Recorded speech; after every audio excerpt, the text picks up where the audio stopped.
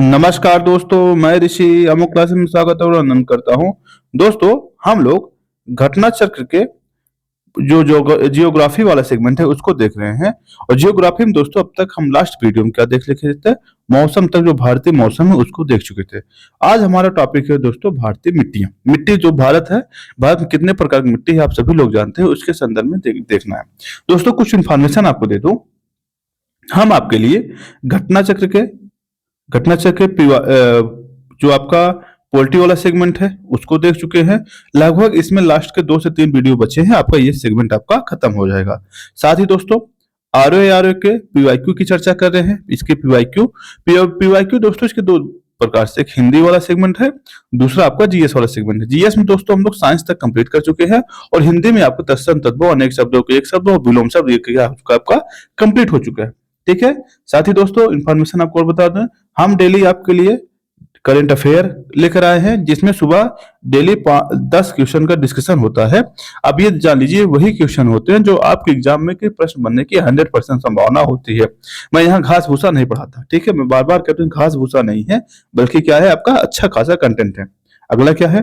अगला दोस्तों हम क्या किए हैं, दृष्टि आईएएस की टेस्ट सीरीज डिस्कस कर रहे हैं। अगर आपका टारगेट यूपीएससी 2025 है, तो जिसका डेट जो है 25 मई को प्रस्तावित है, अगर आप उसको देने जा रहे हैं तो आपके लिए बहुत ही बेहद महत्वपूर्ण है। और इसमें क्या है, दृष्टि और विजन दोनों के टेस्ट डिस्कस किया जाएगा। साथ ही साथ दोस्तों 365 को भी डिस्कस किया जाएगा। ठीक है। अगर आपका टारगेट इसे करने का, करना चाहते हैं तो आप इसका लाभ उठा सकते हैं। ठीक है।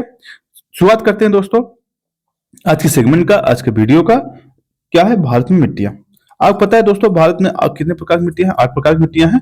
एक बार आपको मैप दिखा दे भारत में कौन कौन सी मिट्टियां, फिर आते हैं अपने सेगमेंट पे। देखिएगा, ये आपके सामने भारत में जितनी मिट्टियां हैं उसका मैप मैंने सामने रखा है। देखिएगा, ये ऊपर क्या है, हिमालयन वाला क्षेत्र है, नेपाल और इसका वाला क्षेत्र। ये भारत की जलोढ़ मृदा है। कौन सी है? आपकी जलोढ़ मृदा है।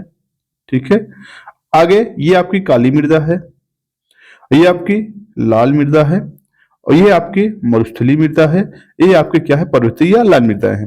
और ये इधर क्या है, ये लेटराइट मृदा है, लेटेराइट मृदा। दोस्तों इस वीडियो में हम आपको एक कॉन्सेप्ट देंगे जिसमें वन और मृदा संबंधित और प्लस फसल संबंधित जो कॉन्सेप्ट होगा, वर्षा संबंधित जो कॉन्सेप्ट एक दूसरे जो इंटरलिंक होता है उसी को हम बताएंगे। ठीक है। अगर आपने इस सेगमेंट को अच्छे से देख लिया, मैं गारंटी ले रहा हूं ता जिंदगी में गारंटी ले रहा हूं, कभी आप एक कॉन्सेप्ट को भूलेंगे नहीं। और ये कॉन्सेप्ट मैंने बड़ी मेहनत से तैयार किया है, इसलिए आप ध्यान से देखिएगा। क्या आप ये बताइए, पहले मैं जो बताना चाहता हूँ उसको ध्यान से देखिएगा, क्योंकि बहुत जरूरी सेगमेंट है आपके लिए ये चीज। ठीक है। इसको मैंने बड़ी मेहनत से तैयार किया है सेगमेंट को, देखिएगा। सबसे पहले क्या है आपका, आपको पता है दोस्तों, सबसे पहले डक्कन ट्रैप का निर्माण हुआ। कैसे? एक दरारी उद्भेदन हुआ था, दरारी उद्भेदन की वजह से क्या हुआ, डक्कन ट्रैप का निर्माण हुआ। उस ट्रैप से क्या निकला, जिसे ज्वालामुखी कहा जाता है, उससे क्या निकला, बेसाल्ट निकला। बेसाल्ट से क्या हुआ दोस्तों, जो इसका अपक्षय हुआ और अपरदन हुआ। अपक्षय और अपरदन की वजह से क्या हुआ, काली मृदा का निर्माण हुआ। यानी जहां डक्कन ट्रैप है वहां क्या है, आपका काली मृदा है। यह आपका कॉन्सेप्ट शुरू हो गया। अगला दोस्तों क्या है, अब देखिएगा कि अब यहाँ भारत के यहाँ पश्चिमी घाट है। क्या है ये पश्चिमी घाट? आप लोग सभी जानते हैं ये आपका पूर्वी घाट है। ठीक है। आपको ये पता है ये जो है गोंडवाना लैंड का भाग है। गोंडवाना लैंड क्या है, आपको दिमाग में आ सकता है, जब पृथ्वी का हमारे निर्माण हुआ था 2 भागों में था। क्या? ऊपरा लॉरेंसिया, नीचे गोंडवाना लैंड। गोंडवाना लैंड भाग बाद में भारत में जाके भारत वाला जो हिस्सा है आके तेथिस सागर से टकराता है और क्या होता है, ये गोंडवाना लैंड का हिस्सा बन जाता है, इतना वाला क्षेत्र। अब इसमें ये देखिए, ध्यान दीजिएगा। अब यहाँ पे जैसे ही इक्वेटर का आसपास क्षेत्र है, यहाँ वर्षा की मात्रा अधिक होता है। जहां वर्षा की मात्रा अधिक होगी दोस्तों, उस मृदा में क्या हो जाएगी, लेटेराइट मृदा हो। कौन सी होगी, लेटेराइट मृदा। इसलिए जो लेटेराइट मृदा होती है ज्यादा केरला और कर्नाटका वाले तट पे पाई जाती है। ठीक है। यानी जहां पर वर्षा अधिक होगी वहां क्या होता है, मृदाओं में जो खनिज होते हैं उसका निष्काछलन हो जाता है, यानी उनका क्षरण हो जाता है, जिसकी वजह से क्या होता है, आपकी लेटेराइट मृदा का निर्माण होता है। यानी अब ध्यान दीजिए, जहां वर्षा अधिक हो इसलिए इस क्षेत्र में क्या है, लेटेराइट मृदा पाई जाती है। साथ ही उड़ीसा वाला तट है, यहाँ पे वर्षा भी अच्छी खासी होती है, यहाँ भी आपकी लेटेराइट मृदा पाई जाती है। साथ ही दोस्तों ये आपका जो मेघालय वाला क्षेत्र है, यहाँ भी लेटेराइट मृदा पाई जाती है। क्यों? क्योंकि यहाँ की वर्षा की मात्रा अधिक है। आपको याद हो, यही ना मासिनराम है, मासिनराम चेरापूंजी, जहाँ पर वर्षा क्या है, सर्वाधिक पाया जाता है। ठीक है। साथ ही ये देखिए लेटेराइट वाली मृदा, और ये पर्वतीय क्षेत्र है। पर्वतीय क्षेत्र में कैसी मृदाएं होती है? ज्यादातर क्या लाल होती है। ठीक। अब आप बताइएगा, जब हिमालय का निर्माण, ये आपका हिमालय है, ध्यान दीजिए, आपका हिमालय वाला क्षेत्र है। जब हिमालय का निर्माण हुआ था, हिमालय और प्रायद्वीपीय भारत में क्या एक भ्रंश का निर्माण हुआ था, अग्रभ्रंश जिसे कहा था। इसी अग्रभ्रंश में क्या हुआ, जो हिमालयन नदियां थी आके अपने निक्षेप को क्या कर देती है, निक्षेपित कर देती हैं। कैसे निर्माण होता है? यहाँ पे जलोढ़ मृदा का निर्माण होता है। क्या होता है? जलोढ़ मृदा का निर्माण होता है। ठीक है। क्यों? क्योंकि यह नदियों क्या है, अपशिष्ट से निर्माण किया गया, निर्मित है। ठीक है।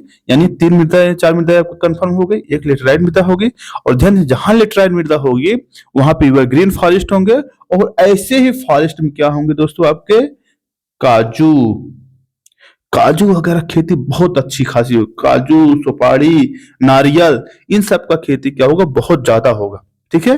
ध्यान दीजिएगा। अगला क्या है, थार, जो मरुस्थलीय मृदा होती है दोस्तों, इसकी क्या विशेषता है? इसमें क्या होता है, वर्षा की मात्रा सबसे कम होता है। क्या होता है? सबसे कम होता है। कितना? करीब 25 सेंटीमीटर कम होता है। अगर 25 सेंटीमीटर कम हुआ तो क्या होगा, इनके मृदा का जो संघनन होगा छोटे छोटे बारीक बालू में बदल जाएंगे, जिसके वजह से क्या होता है, ये शुष्क हो जाते हैं। ठीक है। यानी जहां पे वर्षा की मात्रा कम, कितना, 25% कम, वहां क्या होगा, मरुस्थलीय मृदा हो जाएगी। जहां मरुस्थलीय मृदा होगी वहां बबूल वगैरह या कांटेदार वृक्ष पाए जाएंगे। क्या पाए जाएंगे? कांटेदार वृक्ष पाए जाएंगे। जलोढ़ मृदा में क्या होगा विशेषता दोस्तों, यहाँ ज्यादातर क्या पाएंगे, फसल उत्पादन अधिक होगा। क्या होगा? फसल उत्पादन अधिक होगा। और ये जो पर्वतीय क्षेत्र है वहां क्या पाई जाएगी, पूरी आपकी लाल मृदा पाई जाएंगी। क्या पाई जाएंगी? आपकी लाल मृदा पाई जाएंगी। उम्मीद करता हूं आपको समझ में आ रहा होगा। अब चलते, ध्यान देना है, ये जितने फॉरेस्ट और माउंटेनियन रीजन है, ध्यान देना, ये लाल मृदा वाले क्षेत्र, ये वाले क्षेत्र फॉरेस्ट वाले क्षेत्र है, इसमें क्या होता है दोस्तों, ह्यूमस की मात्रा अधिक होती है। क्या होती है? ह्यूमस होता है जिसका गलन नहीं हो पाता, मतलब ये सड़गल नहीं पाते, इसीलिए ये मृदा क्या अम्लीय हो जाती है। क्या हो जाती है? अम्लीय हो जाती है। अम्लीय होने की वजह से क्या होता है, यहाँ पे चाय, किसकी, चाय की खेती बहुत होती है। इसलिए ध्यान देना, जितने भी पर्वतीय क्षेत्र है वहां क्या होगा, चाय की खेती अच्छी खासी होती है। दार्जिलिंग और ये जो असम वाला क्षेत्र क्या होती है, यहाँ पे चाय की खेती अच्छी खासी होती है। ठीक है। इसे ध्यान दीजिएगा। और इसी क्षेत्र में क्या होगा, आपका सेब वगैरह की भी खेती होगी। और जहां लाल मृदाएं हैं दोस्तों, यहाँ पे वर्षा की मात्रा कम होती है। क्या होती है? वर्षा की मात्रा कम होती है। कितना होती है? 70 से लेकर 50 से लेकर 70 सेंटीमीटर तक होती है। ऐसे दशा में क्या होगा, यहाँ पे जो वृक्ष पाए जाएंगे पर्णपाती वन पाए जाएंगे। कैसे पाए जाएंगे? पर्णपाती वन पाए जाएंगे। उम्मीद करता हूँ आपको समझ में आया होगा। चलते हैं दोस्तों, अपने सेगमेंट की शुरुआत करते हैं, आइएगा। ठीक है। देखिएगा, क्योंकि मुझे लगता है ज्योग्राफी एक ऐसा सेगमेंट है, बिना अगर मैप से शुरू किया जाए तो आपके लिए अधूरा हो जाएगा। ठीक है। इसीलिए मैप इसको दिखाना बहुत जरूरी है। Map is best. और आज की हमारी जो पहली मृदा है वो है काली मृदा। क्या है? काली मृदा है। ठीक है। देखिएगा, काली मृदा के बारे में देखते हैं। पहली मृदा क्या नाम है? काली मृदा। ठीक है। देखिएगा, काली मृदा को रेगुर मृदा कहा जाता है। क्या कहा जाता है? रेगुर मृदा कहा जाता है।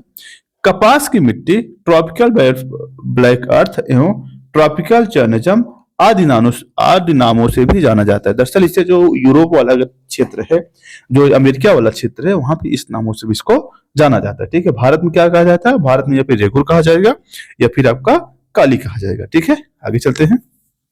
और कपासी क्यों? क्योंकि इस मृदा में कपास का उत्पादन अधिक होता है। कपास का उत्पादन अधिक। ठीक। आगे चलते हैं। भारत रेगुर मिट्टियों का निर्माण बेसाल्ट लावा के अपक्षय और अपरदन के से हुआ है। ध्यान देना, जो काली मृदा है, मैंने बार बार कहा है, किसके वजह से हुआ है? बेसाल्ट मृदा से। किसके? बेसाल्ट मृदा से अपक्षय या अपरदन की वजह से हुआ है। इसे लावा मिट्टी भी कहते हैं। ध्यान देना है, क्या कहते हैं? लावा मिट्टी भी कहते हैं। कभी कभी एग्जाम आपसे पूछा जा सकता है, लावा मिट्टी किसे कहते हैं? उसका आंसर क्या होगा आपका? यही होगा। ठीक है। आगे क्या है? ये मिट्टियां दक्कन ट्रैप के ऊपरी भागों में विशेष रूप से महाराष्ट्र, मध्य प्रदेश, गुजरात, आंध्र प्रदेश और कर्नाटका में पाई जाती हैं। ठीक है। कहाँ कहाँ पाई जाती हैं? इसी क्षेत्र में ये पाई जाती है। ठीक है। कहाँ कहाँ? महाराष्ट्र, मध्य प्रदेश, गुजरात और आंध्र प्रदेश, कर्नाटक। अगर पूछा जाए सर्वाधिक कहाँ पाई जाती है, सर्वाधिक ये मिट्टी दोस्तों कहाँ पाई जाती है? आपका महाराष्ट्र क्षेत्र में पाई जाती है। ठीक है। आगे चलिएगा। और मध्य प्रदेश का मालवा वाला जो क्षेत्र है वहां पे पाई जाती है। ठीक है। आगे चलते हैं। राष्ट्रीय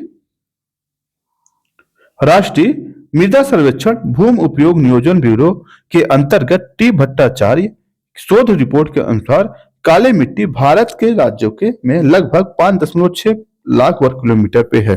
कितना है? 5.6 लाख वर्ग किलोमीटर है, और जो भारत के भौगोलिक क्षेत्रफल का लगभग 16.6% है, यानी लगभग 16.6% क्या है? भारत की पूरी मृदा में लाल मृदा है। ठीक है, आगे चलते हैं।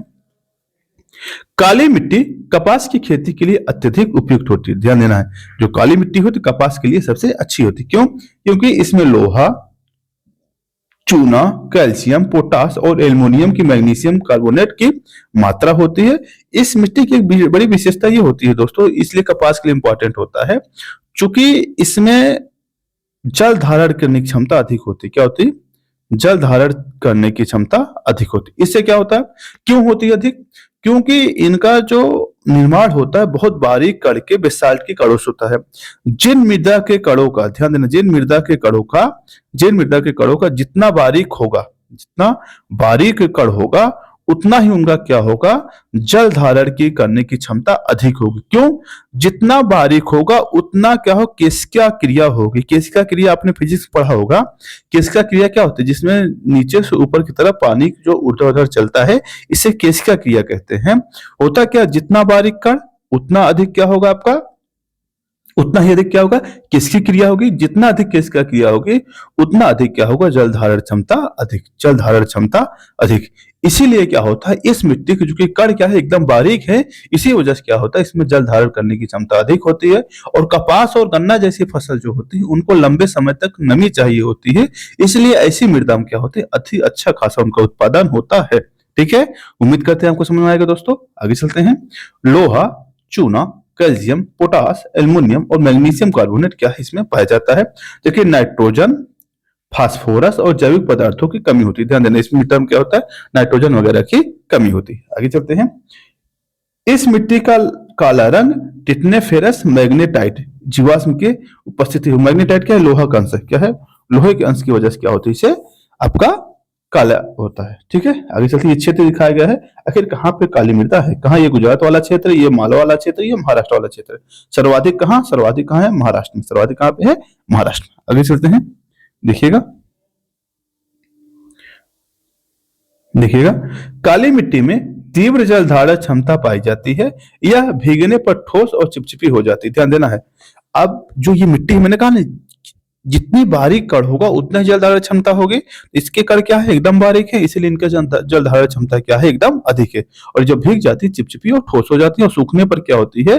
अकुंचित एवं दरार युक्त हो जाए। इसमें इसे स्वतः ज्योत कहा जाता है। स्वतः ज्योत क्यों? क्योंकि इनकी मिट्टियां जो थी आपस में फट जाती हैं। ठीक है, मतलब दरार बन जाता था। अगर आप खेत वगैरह में गए होंगे, धान के खेत वगैरह में अपने सबके यहाँ, तो उसमें क्या होता है, आप जब जाते होंगे देखो दरार पड़ जाता है, ये धान के खेत में, गेहूं के खेत में, इसीलिए। ठीक है, इस मिट्टी का रंग गहरा काला, हल्का काला और चेनस्टन की तरह होता है।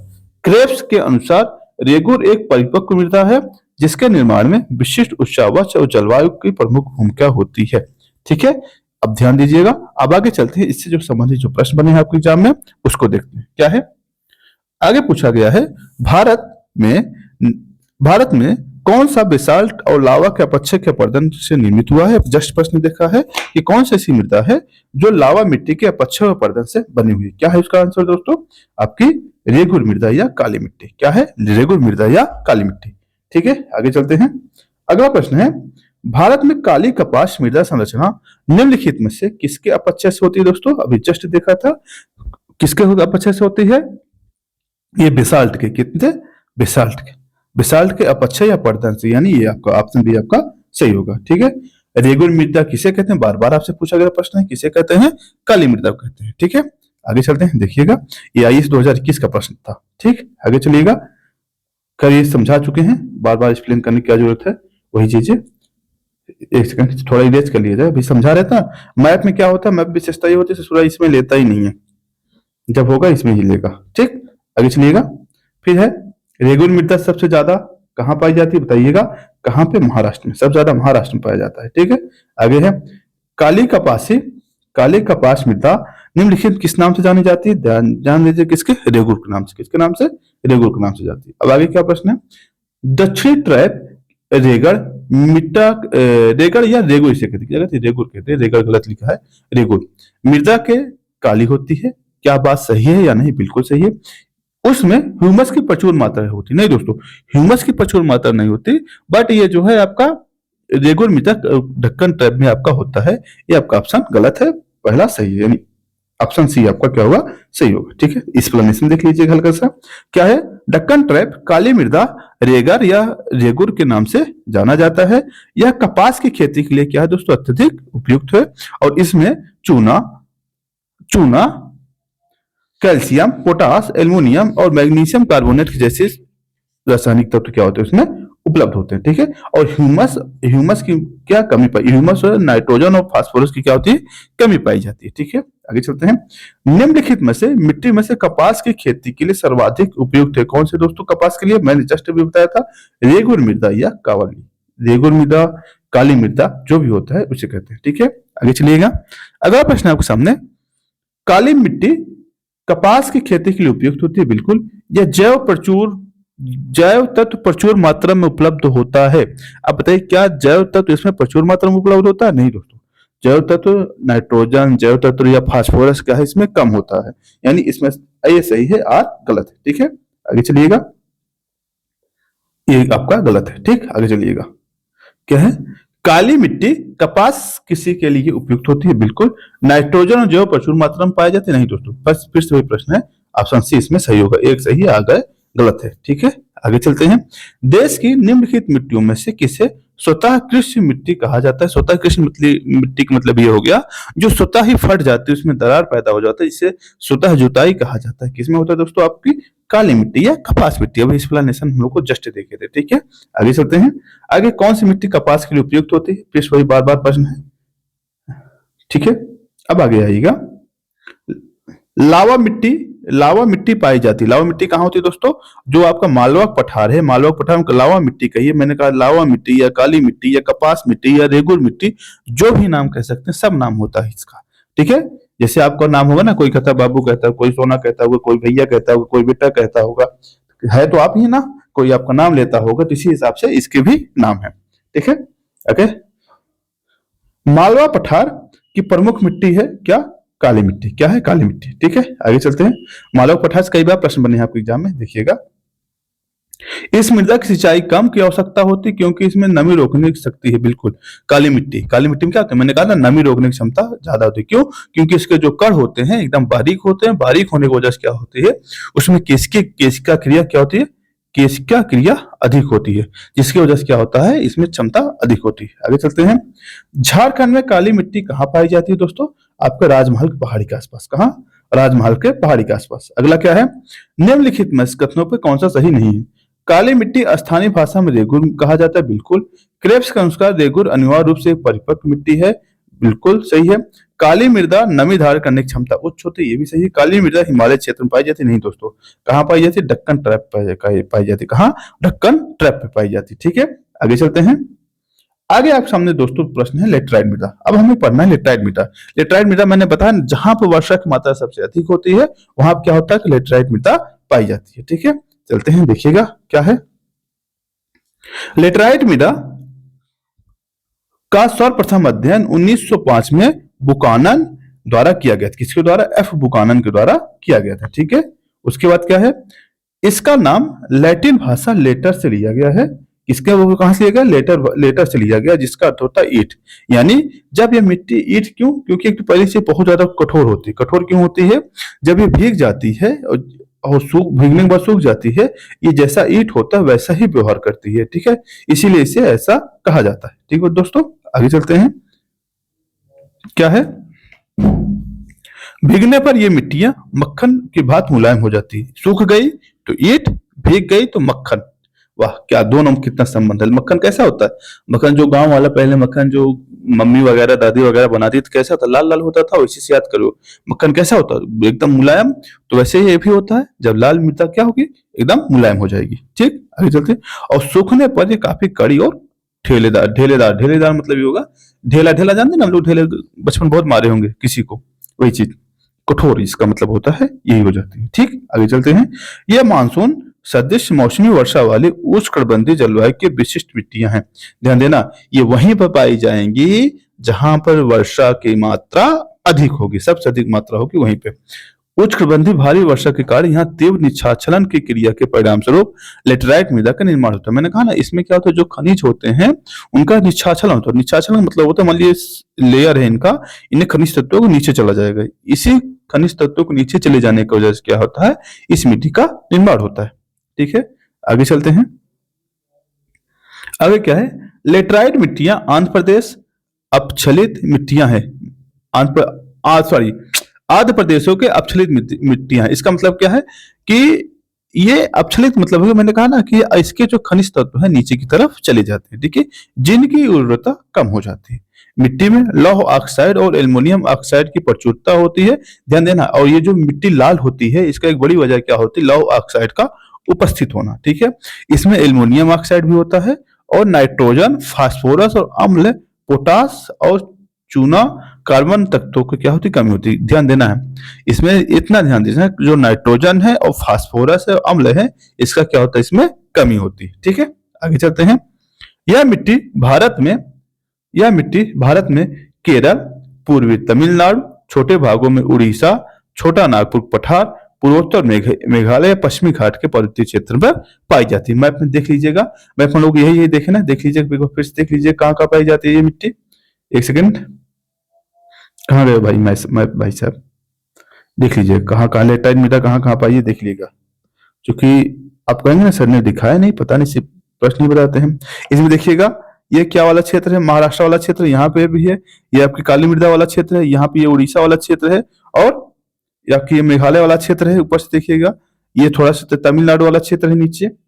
ये नीचे वाला जो क्षेत्र आप देखेंगे, ये तमिलनाडु वाला क्षेत्र है, ये पश्चिमी घाट वाला क्षेत्र है, ये आपका उड़ीसा वाला क्षेत्र है, ये आपका थोड़ा सा मालवा पठार वाला क्षेत्र है, ये आपका क्या है, असम और मेघालय वाला क्षेत्र है। यानी इस क्षेत्र में क्या होता है, आपकी लेटराइट मृदा पाई जाती है। ठीक है, आगे चलते हैं दोस्तों।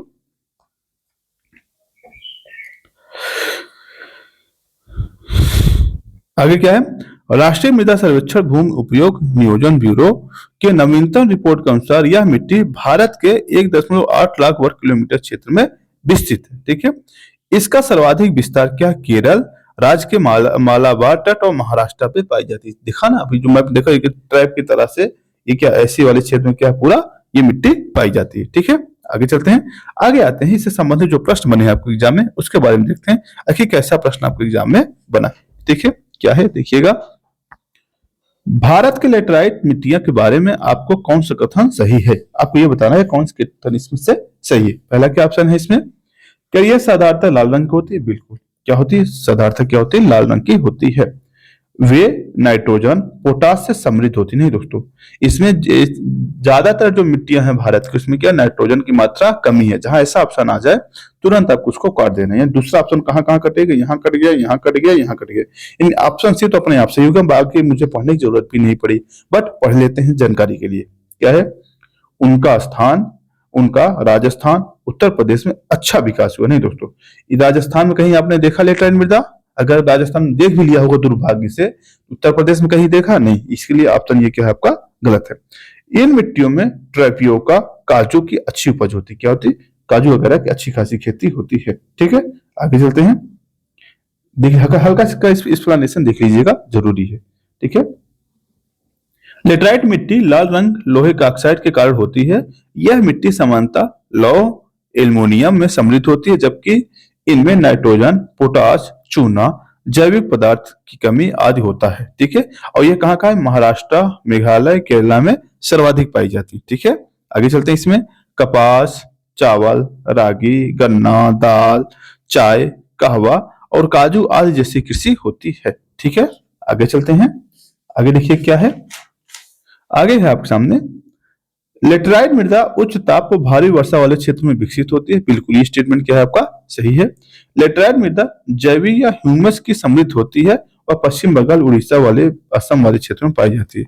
इसमें ध्यान देना है दोस्तों, ह्यूमस की मात्रा कमी होती ना कि अधिक होती, यानी ऑप्शन ये आपका गलत है, पहला ऑप्शन आपका सही है। ठीक है, आगे चलते हैं। अगला प्रश्न क्या है, पश्चिम बंगाल की तुलना में आंध्र प्रदेश में शुद्ध रोपित क्षेत्र में कुल क्षेत्रफल का प्रतिशत कम है।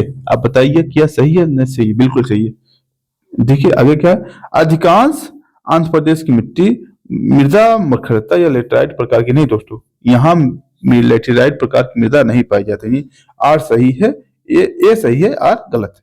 ठीक है, ऑप्शन सी आपका सही होगा। सर्वाधिक कहाँ है आपका? महाराष्ट्र में। कहाँ पे? महाराष्ट्र में। बार बार वही प्रश्न बन रहे हैं, इसलिए मैं हर बार एक्सप्लेन नहीं करूंगा, उसको एक्सप्लेनेशन वही है जो हम लोगों ने शुरुआत में देख लिया। ठीक है, आगे चलते हैं। लेटेराइट मिट्टी क्या है इसका? मिलती है कहाँ? मिलती है महाराष्ट्र मिलती है। कहाँ मिलती है? महाराष्ट्र मिलती है। आगे चलते हैं, सर्वाधिक कहाँ है? महाराष्ट्र में है। लेटेराइट मिट्टी प्रधान है कहाँ पे दोस्तों? मालाबार तट, कोलाबार तट, मालाबार तट में। कहाँ? मालाबार तट, यही है तो है ना मालाबार तट। यहाँ क्या है? लेटेराइट मृदा ज्यादा पाई जाती है। ठीक है, आगे चलते हैं। जो कि प्रश्न मैं एक्सप्लेन कर चुका हूं, इसलिए ज्यादा टाइम नहीं ले रहा हूं। ठीक है, आप बस देखते रहिए कि प्रश्न कैसे पूछे गए। यहाँ मेन मकसद मेरा यही है। निम्नलिखित कथनों में से कौन लेटेराइट मिट्टी में से सही नहीं है? क्या है? वे आर्द्र आच्छादित प्रदेशों में की मिट्टी है, ये बहुत ही आच्छादित मिट्टियां हैं। ठीक है, आगे क्या है? कहा गया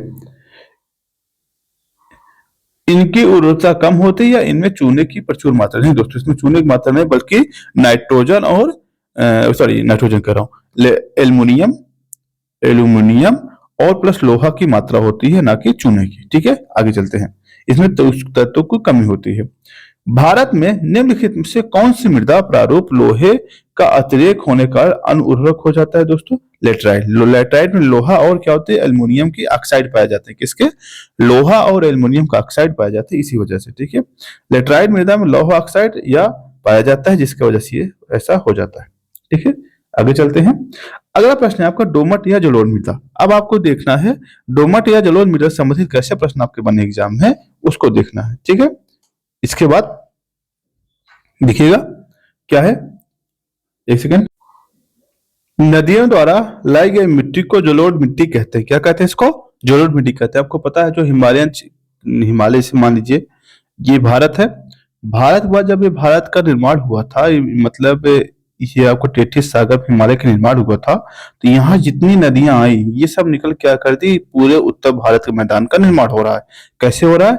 जो नदियां आई थी अपने साथ जो निक्षेप लेकर आई थी, जो सिल्ट लेकर आई थी, उसकी वजह से क्या हुआ, इनका निर्माण हो रहा है। ठीक है, आगे चलते हैं। राष्ट्रीय मृदा सर्वेक्षण भूमि उपयोग नियोजन ब्यूरो के नवीनतम रिपोर्ट के अनुसार भारत के लगभग 33.5% कितना? 33.5% क्या है आपका? ये मिट्टी पाई जाती है। ठीक है, कितना है? लगभग 11 लाख वर्ग किलोमीटर। कितना? लगभग 11 लाख वर्ग किलोमीटर में क्या था, ये मिट्टी, इस मिट्टी का निर्माण है। ठीक, आगे चलते हैं। यह मिट्टी पंजाब, असम के विशाल मैदानी भागों के साथ साथ नर्मदा, ताप्ती और महानदी गोदावरी वाले क्षेत्रों में पाया जाता है। ठीक है, आगे चलते हैं। इसका निर्माण हिमालय और प्रायद्वीपीय भारत के मालवा के अपसारी सागर के द्वारा छोड़े गए गाद से हुआ है। ठीक है, आगे चलते हैं। इनका हल्के धूसर रंग के भस्मी धूसर के बीच और गठन रेतीला और गठी दोमट के बीच पाया जाता है। दोमट मिट्टी पोटास, फास्फोरिक एसिड, चूना और जैव पदार्थों क्या होती है? प्रचुरता होती है। अदर में क्या था? जैव पदार्थों की प्रचुरता नहीं थी। इसकी एक बार मैप देख लीजिएगा। इसमें देखिएगा कहाँ कहाँ जलोढ़ मृदा है। ये आपका यहाँ सिंधु से लेकर आपको ब्रह्मपुत्र तक वाले क्षेत्र में क्या है आपका? ये जलोढ़ मृदा है। ठीक है, इधर आपका थोड़ा क्षेत्र है गुजरात वाले क्षेत्र में, जहां नर्मदा वाला बेसिन है, नर्मदा क्षेत्र है, यहाँ पे आपका क्या है? जलोढ़ मृदा है। साथ ही दोस्तों ये वाला जो पूर्वी तट का जो मैदान है, ये जो तटीय मैदान है, ये आपका जलोढ़ मृदा है। खासकर ये कौन सा? गोदावरी और कृष्णा वाले क्षेत्र पर। ठीक है, और थोड़ा क्षेत्र यहाँ पर पाया जाता है। ठीक, इस प्रकार से क्या है, भारत में जलोढ़ मृदा है।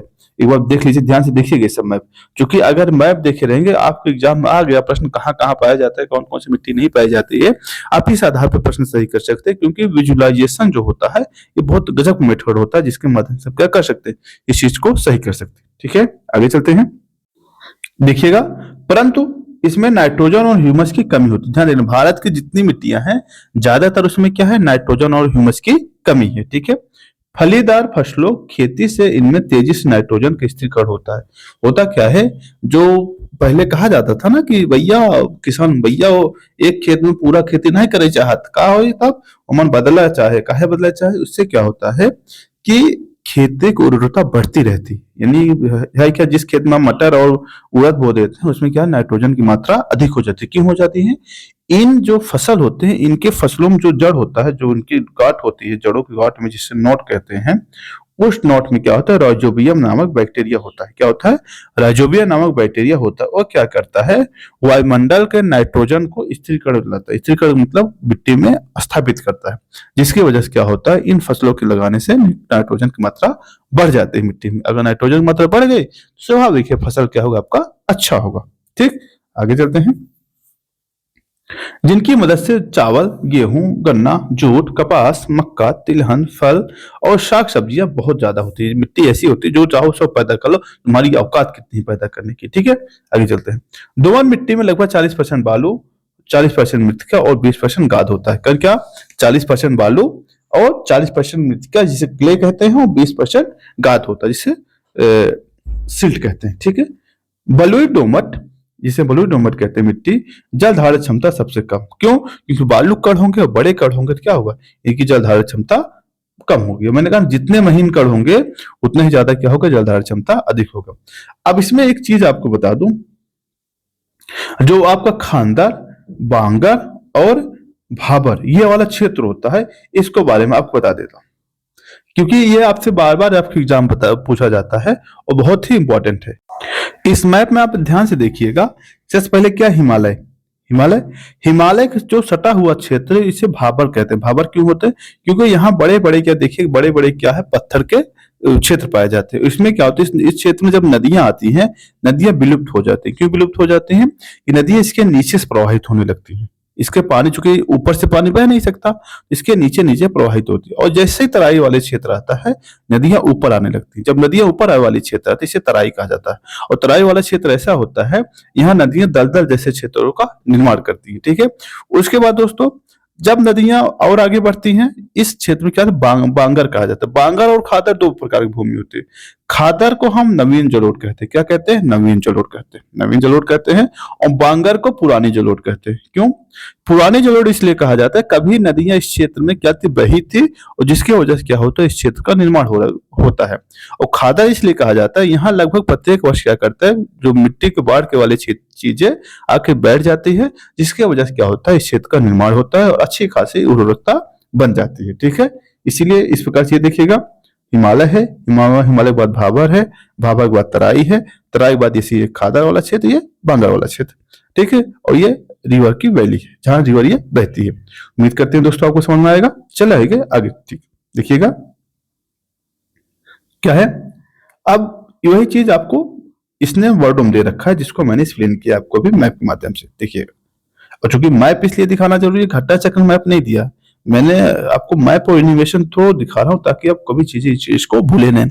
आपको ये ना फील होना चाहिए आप घटना चक्र देख रहे हैं, बल्कि आपको ये फील होना चाहिए आप पूरी क्लास देख रहे हैं, कोई कमी नहीं इसमें। ठीक है, देखिएगा क्या है, नवीन जलोढ़ या खादर, इन मिट्टी का विस्तार भारत के नदी बाढ़ के मैदान के क्षेत्रों में पाया जाता है। मैंने कहा ना, जहां जहां नदियां बाढ़ पहुंचती है वहां इस क्षेत्र का निर्माण पाया जाता है, जहां प्रतिवर्ष बाढ़ के दौरान मिट्टी का नवीन परत जमा हो जाता है। ठीक है, इस मिट्टी की जलधारण क्षमता अधिक होती है और यह मिट्टी सदैव उर्वरा बनी रहती है। क्यों बना रहती है? हर साल जब नदी आती है, अपने जो सिल्ट है, कैचपिन है, उसको देख चली जाती है, जिसकी वजह से क्या है, मिट्टी उर्वरा बनी रहती है। आगे क्या है, प्राचीन जलोढ़ या बांगर, ये क्या होता है, बांगर मिट्टी की स्थिति में बाढ़ पहुंच पहुंच से दूर कुछ ऊंचाई पर होता है। ध्यान देना है, यहाँ नदियां की बाढ़ नहीं पहुंचती है, और यह मिट्टी हरे, गहरा रंग के या पीले रंग की हल्का सा होती है। ठीक है, इसमें चूना, कंकड़ आदि पाए जाते हैं।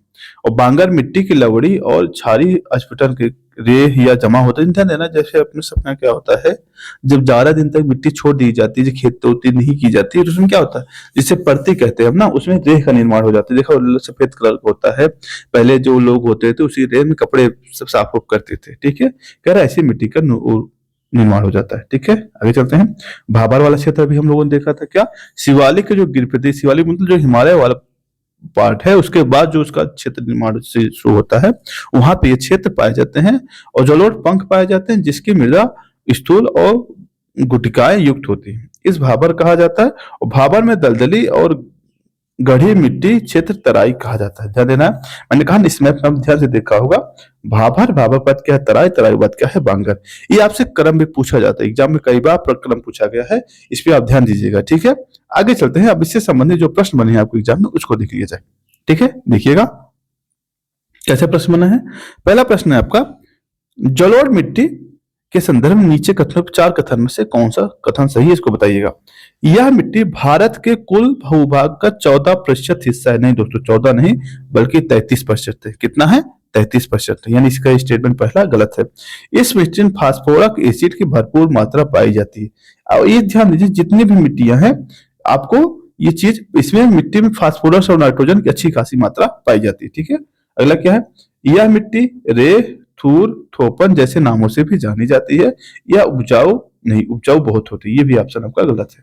देखिए ऑप्शन बी आपका सही है। देखिएगा, इसमें पोटास, फास्फोरस, चूना, जैविक पदार्थ की प्रचुरता पाई जाती है। साथ ही इसमें नाइट्रोजन, ह्यूमस की कमी होती है। ठीक है, और यह लगभग भारत का कितना है, 33%, 33.5% क्या भाग में पाया जाता है। और सर्वाधिक उपजाऊ मिट्टी है, ध्यान देना, इसे स्थानीय भाषा में अम्लीय मिट्टी, इसके जो अम्लीय मिट्टी होती है उसको, जिससे हम रेह कहते हैं, क्या कहते हैं, रेह, गांव भाषा में रेह कहते हैं ना, उसको रेह, थूर, चौपन, ऊसर, कल्लर ये आदि नामों से जाना जाता है। ठीक है, अगला प्रश्न आप सामने क्या है, देखिएगा, भारत में सबसे अधिक उपजाऊ मिट्टी कौन सी है दोस्तों? कौन सी है आपकी? जलोढ़। कौन सी है? जलोढ़। अब आपके सामने अगर काली हो तो आपके सामने ये हो सकता है, सर काली क्यों नहीं हो सकती? काली कुछ ही फसलों के लिए हो सकती है, सभी फसल के लिए उपजाऊ नहीं है। ठीक है, आगे चलते हैं। अगला प्रश्न है आपका, कौन सी निम्नलिखित में कौन सी मिट्टी नदियों द्वारा निर्मित होती है? कौन सा? जलोढ़। जलोढ़ मिट्टी क्या नदियों द्वारा निर्मित होती है। और इसका निर्माण कैसे हो रहा है? क्या नाम है? काली का, काली का निर्माण बेसाल्ट से हो रहा है, बेसाल्ट का पक्षीय पर्दन से। और लेटराइट का कैसा हो रहा है? अभी जस्ट हम लोगों ने चर्चा किया था, कैसे, जहां वर्षा की मात्रा अधिक होती है। ठीक है, आगे चलते हैं। भारत में सबसे बड़ी मिट्टी वर्ग कौन सा है दोस्तों? जलोढ़। सबसे बड़ी क्या है आपका? जलोढ़, जिसे कछारी कहा जाता है, इसे कछारी या जलोढ़ कहा जाता है, उसकी सर्वाधिक मात्रा है। ठीक है, आगे चलते हैं। क्या है? यह मिट्टी भारत के 33.5% भागों में पाई जाती है। यह पंजाब, असम, विशाल मैदानी क्षेत्र, नर्मदा, ताप्ती वाले या गोदावरी और कृष्णा वाले घाटियों में भी पाए जाते हैं। ठीक है, आगे चलते हैं। अगला प्रश्न है आपके सामने, निम्नलिखित मिट्टी का कौन सा वर्ग भारत में सर्वाधिक क्षेत्र फैला हुआ है? कौन सा है? जलोढ़ मृदा। कौन से दोस्तों? जलोढ़। कितना है? 33.5%। ठीक, आगे चलते हैं। अगला प्रश्न देखिएगा, गंगा के मैदान की पुरानी कछारी मिट्टी क्या कहा जाता है दोस्तों? बांगर। और नवीन को क्या कहा जाता है? खादर। नवीन को क्या, ये नवीन है, नवीन को खादर, पुरानी को बांगर। ठीक है, आगे चलते हैं। निम्नलिखित में से किस प्रकार की मृदा जल धारण क्षमता सबसे कम होती है दोस्तों?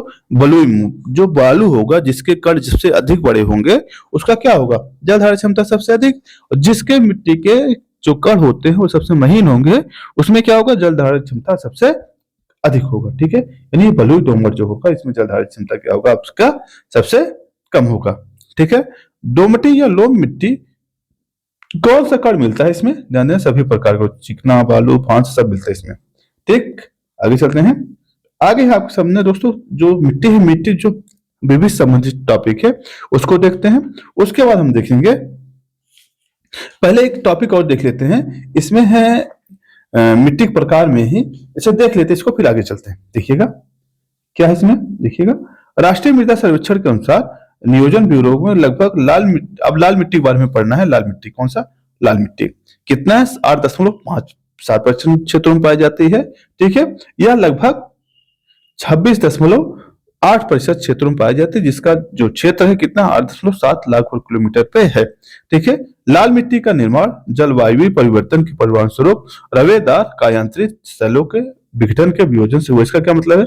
चूंकि आपको पता है दोस्तों, जो आपका पर्वतीय क्षेत्र है, ज्यादातर करके दक्षिण भारत के जो क्षेत्र है वो आपका क्या है? पठारी क्षेत्र है, और क्या ग्रेनाइट और निस से बना हुआ क्षेत्र है। उसी का जो रूपांतरण हुआ है, उसी का जो अपक्षय हुआ है, उसी क्या हुआ है? इस मिट्टी का निर्माण हुआ है। ठीक है, इस मिट्टी में सिलिका और आयरन की बहुलता होती है। और आयरन यानी फेरिक ऑक्साइड की बहुलता के कारण क्या होता है? इसका रंग क्या होता है? लाल होता है। कभी पूछा जाए कि लाल मृदा लाल क्यों होती है, उसका क्या आंसर होगा? फेरिक ऑक्साइड की वजह से। ठीक है, लेकिन जल योजित रूप से यह पीली दिखाई पड़ती है। लाल मिट्टी में चूना, मैग्नीशियम, पोटास और फास्फेट नाइट्रोजन ह्यूमस की कमी होती है। ध्यान देना, अक्सर जो भारत की जितनी मृदा है उसमें नाइट्रोजन और फास्फेट की क्या होती है, कमी होती है। इसका विस्तार मुख्यतः पश्चिमी तमिलनाडु, कर्नाटका और दक्षिणी महाराष्ट्र, छत्तीसगढ़, तेलंगाना और उड़ीसा वाले क्षेत्रों में होती है। ठीक है, ये वाला क्षेत्र लाल मिट्टी का हम लोग देख लिए हैं, अभी जस्ट ऊपर हम लोगों ने देखा था। ठीक है, एक बार और देख लीजिएगा, चाहे देखना हो, कर भी दिखाते हैं, थोड़ा पढ़ लीजिए एक बार तब। पर्वतीय मृदा जो होती है, हिमालय क्षेत्र में घाटियां और ढालों पर लगभग 2700 से 3000 मीटर की ऊंचाई पर पाई जाती है। ठीक, जो पर्वतीय क्षेत्र, जो हिमालय वाला क्षेत्र है, वहीं पे ये पाई जाती है। ये मिट्टी छिछली और अपरिपक्व होती है। इसमें कार्बन और नाइट्रोजन की अनुपात काफी अधिक होता है। ध्यान देना है, यह ऐसी मृदा है जिसमें क्या होता है, नाइट्रोजन और कार्बन की मात्रा सबसे अधिक होती है अम्लीय मृदा में। बस इसमें कमी क्या होती है, इनके जो अम्ल, जो ह्यूमस होते हैं, सड़े गले नहीं होते, इसमें मिले नहीं होते, इसलिए अम्ल का निर्माण कर लेते हैं। इसके बाद ये अम्लीय प्रकृति की होती है, इसलिए जब अम्लीय प्रकृति होती है, इसलिए यहाँ पे चाय की खेती अच्छी खासी होती है। जो चाय खेती, क्यों चाय खेती के लिए अम्लीय मृदा जो होती है अच्छी होती है। ठीक है, मरुस्थलीय मृदा जो होती है दोस्तों, ये शुष्क और अर्ध शुष्क क्षेत्रों में पाई जाती है, जैसे राजस्थान, गुजरात वाले क्षेत्रों में क्या होती है, ऐसी मृदा पाई जाती है, और आपके पश्चिमी दक्षिणी पंजाब वाले क्षेत्र में। ठीक है, यह मिट्टी रेत बजरी से युक्त होती है। ठीक, आगे चलते हैं। और जो आपका ये मरुस्थलीय मृदा होती है, उसमें नाइट्रोजन की कमी होती है और जैव पदार्थों की भी क्या होती है, कमी होती है। ठीक है, आगे चलते हैं। दलहनी फसलें वायुमंडलीय नाइट्रोजन के स्थिरीकरण के द्वारा मृदा के नाइट्रोजन की भरपूर मात्रा देते हैं। जस्ट हम लोगों ने देखा था कि जो दलहनी फसलें होती है उसमें क्या होती है, उसमें एक बैक्टीरिया होती है जिसका नाम क्या है, राइजोबियम। क्या है, राइजोबियम। राइजोबियम जो बैक्टीरिया होता है क्या करता है, नाइट्रोजन का स्थिरीकरण करता है। क्या करता है, नाइट्रोजन का स्थिरीकरण करता है, इसीलिए इसमें क्या होता है, नाइट्रोजन अधिक पाया जाता है। ठीक है, आगे चलते हैं। अब इसमें कौन कौन सी फसल आएंगे, ध्यान देना है। Alpha, dry beans, garbage beans, मटर, सोयाबीन, उड़द, ये सब क्या है, ये सब इसके मतलब नाइट्रोजन की मात्रा बढ़ाने के लिए योगदान करते हैं। अब देखिएगा, मिट्टी है राज्य, आपको बताना है कहाँ कौन सा मिट्टी पाई जाती है। काली मृदा आपका महाराष्ट्र में, जलोढ़ मृदा उत्तर प्रदेश में, मरुस्थलीय मृदा राजस्थान में, लाल मृदा आंध्रा में। ठीक, सम्मिलित हो गया। आगे चलते हैं, देख लीजिएगा आगे क्या है। पश्चिमी राजस्थान मिट्टी किसकी मात्रा अधिक है, ध्यान देना, उसमें कैल्शियम की मात्रा अधिक है। किसमें, कैल्शियम। ध्यान देना, उसमें दरअसल जो राजस्थान की मृदा है उसमें जिप्सम पाया जाता है। क्या पाया जाता है, जिप्सम। और जिप्सम जिसमें क्या होता है, कैल्शियम होता है। क्या होता है, कैल्शियम होता है। ठीक है, इसीलिए क्या होता है, इसमें कैल्शियम की मात्रा अधिक होती है। देखिएगा, पश्चिमी राजस्थान के अंतर्गत जैसलमेर, बीकानेर, बाड़मेर और जालौर, जोधपुर और गंगानगर वाले क्षेत्र में क्या होता है, इन मिट्टी के चूना और कैल्शियम की मात्रा अधिक होती है और इसीलिए क्षारीय लवण के प्रकार की होती है। इस मिट्टी में कैल्शियम की मात्रा अधिक पाई जाती है। ठीक है, ठीक है, आगे चलते हैं। निम्नलिखित में से कौन सी मृदा फसल नाइट्रोजन से भरपूर मात्रा कर देती है, जैसे मटर। मटर क्या करते हैं, उसमें मैंने बताया ना जस्ट, उसमें बैक्टीरिया होते हैं जो क्या करते हैं, मिट्टी में नाइट्रोजन की मात्रा अधिक कर देते हैं। ठीक है, आगे चलते हैं। आगे है आपका, भूमि की उर्वरता बढ़ाने के लिए निम्नलिखित में कौन सी फसल उगाई जाती है, बताइएगा। उड़द की। कौन सी उड़द, जो दलहनी फसल होगी किसकी, उड़द की उगाई जाती है। ठीक है, आगे चलते हैं। भारत के कुछ भागों में यात्रा करते हुए आप देखेंगे कहीं कहीं लाल मिट्टी पाई जाती है।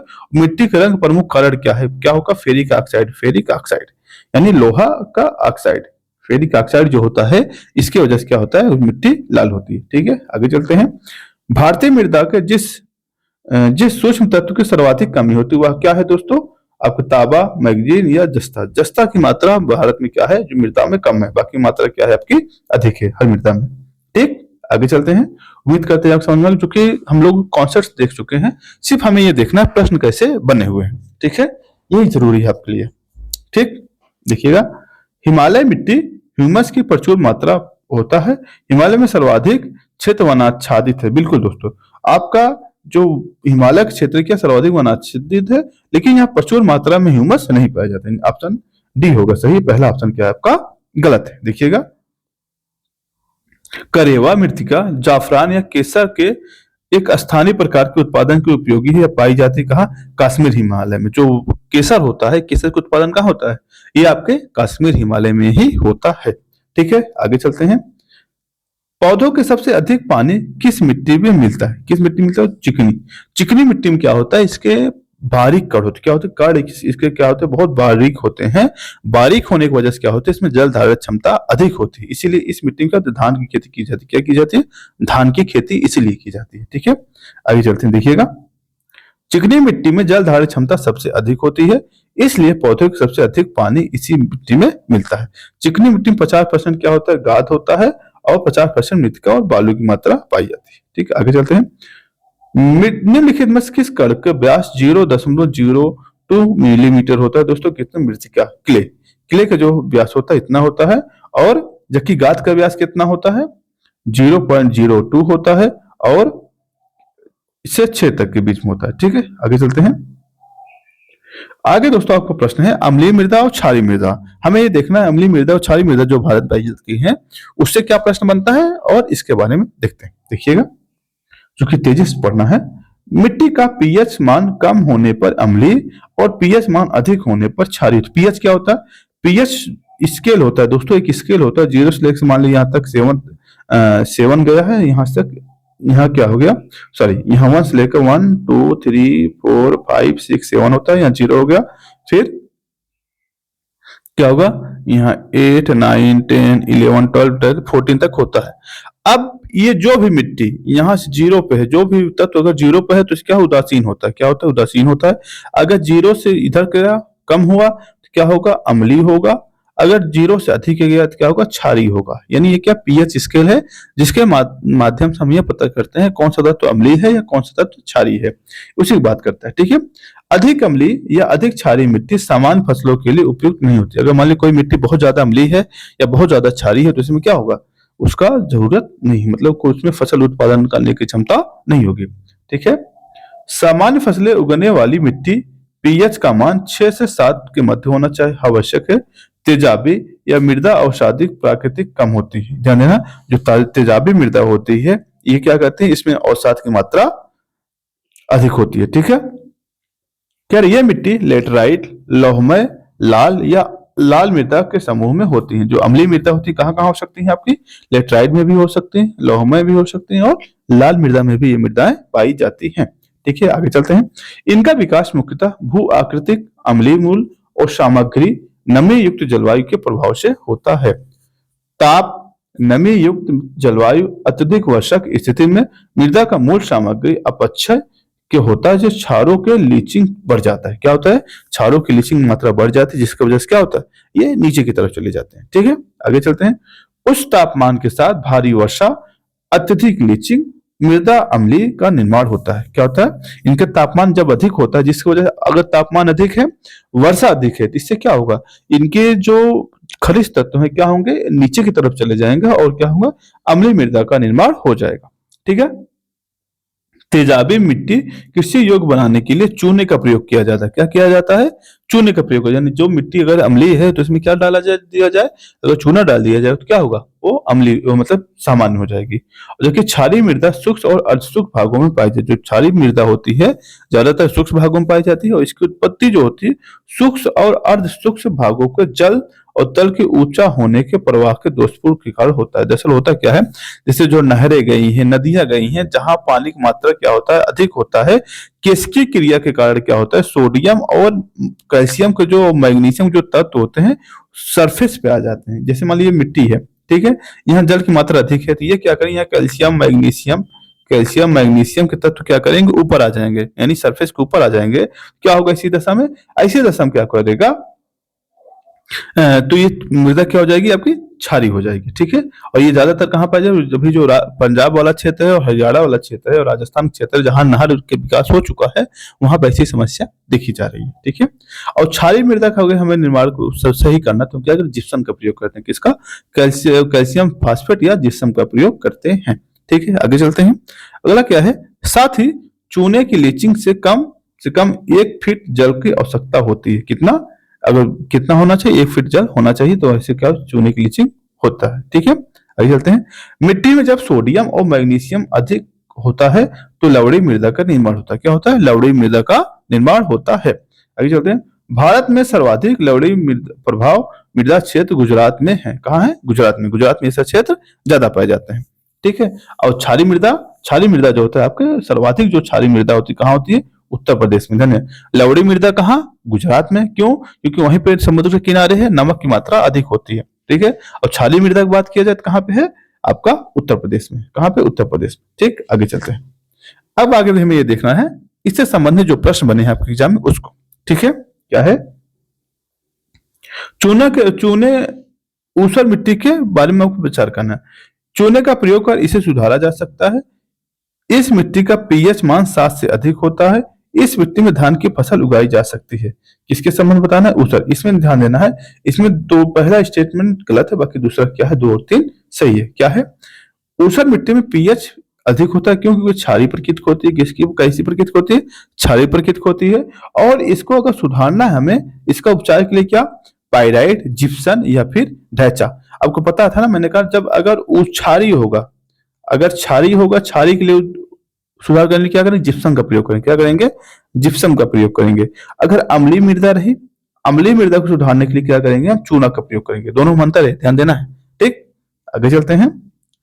कह रहा है हरी खाद का प्रयोग किया जाता है। इस प्रकार भूमि के ऊसर सहनशील धान की प्रजाति जैसे नरेंद्र शंकर धान 1, ऊसर धान 2 उगाया जाता है। ठीक है, आगे चलते हैं। समान फसलों को उगाने के लिए उर्वरक भूमि में पीएच मान कितना होना चाहिए दोस्तों? 6 से 7।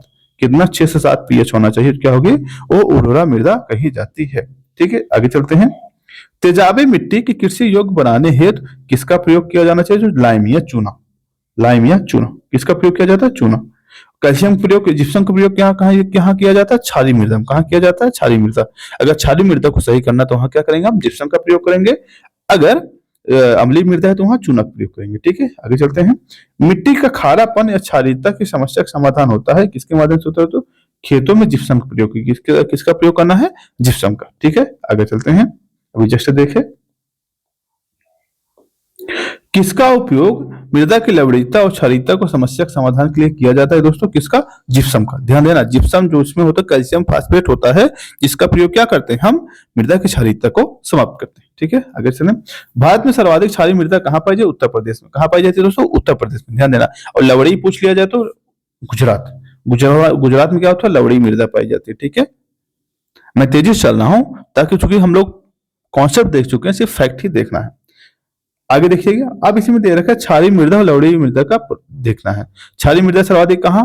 सॉरी, लवणीय मृदा कहाँ सबसे ज्यादा? गुजरात, दूसरा हरियाणा, तीसरा पंजाब और चौथा आपका कहाँ पे है? क्षारीय मृदा उत्तर प्रदेश। यानी उत्तर प्रदेश में क्षारीय मृदा सर्वाधिक है। कहाँ है? सर्वाधिक है। ठीक, अगर ऑप्शन ना हो, जो उत्तर प्रदेश ऑप्शन ना रहे तो तब दूसरे नंबर पर क्या हो जाएगा? आपका गुजरात हो जाएगा। ठीक है, आगे चलते हैं। अब इसके बाद देखिएगा, अगर भारत मरुस्थलीकरण एवं भू निम्नीकरण एटलस 2016 के अनुसार 2011-13 से लवणी प्रभावित गुजरात। अब लवण मृदा सबसे ज्यादा अगर देखा जाए तो कहाँ होती है? लवण मृदा सबसे ज्यादा गुजरात होती है, दूसरा हरियाणा में होता है, तीसरा उत्तर प्रदेश में होता है। ठीक है, आगे चलते हैं। भारत में लवणी मृदा का सर्वाधिक क्षेत्रफल कहाँ है दोस्तों? गुजरात में। कहाँ है? गुजरात में। कहाँ पे है? गुजरात में। ठीक है, आगे चलते हैं। लवणी मृदा का सर्वाधिक क्षेत्रफल, फिर से वही प्रश्न है। आगे चलते हैं। अगला प्रश्न है आपका, मृदा का लवणी भवन मृदा के एकत्रित संचित जल के वाष्पीकृत होने से पीछे छूटे नमक और खनिज को उत्पन्न होता है। सिंचित भूमि का लवणी भवन क्या क्या प्रभाव पड़ता है? इसमें क्या होता है? कुछ मृदाओं में अपारगम बना देता है। इसका मतलब क्या? जब अपारगम हो जाएगा तो मृदा में खनिज तत्वों का निष्कासन हो जाएगा और क्या करेगा? ये अनुर्वरक हो जाएगी। ठीक है, निम्नलिखित मिट्टी में से चाय के लिए कौन सा जरूरी होता है दोस्तों? अम्लीय मृदा। अम्लीय मृदा जो होती है वहां चाय की बहुत अच्छी खेती होती है, इसलिए जो पर्वतीय मृदा होती है ज्यादातर करके वो कैसी होती है? आपकी अम्लीय होती हैं। इसीलिए क्या होता है? यहाँ पे चाय की खेती अच्छी खासी हो जाती है। ठीक है, उम्मीद करते हैं आपको समझ में आएगा। अगला टॉपिक है दोस्तों मृदा अपर्दन और सुधार। मृदा अपर्दन और सुधार दोस्तों हम नेक्स्ट वीडियो में देखेंगे। आज के लिए इतना ही। ठीक है, आज के लिए इतना ही। धन्यवाद। अगर इसका आप पीडीएफ लेना चाहते हैं, हमारा चैनल है अमोघ क्लासेज, इसका लिंक मैं डिस्क्रिप्शन बॉक्स में डाल दूंगा, आप वहां से ले सकते हैं और इसका रिवीजन कर सकते हैं। ठीक है, धन्यवाद।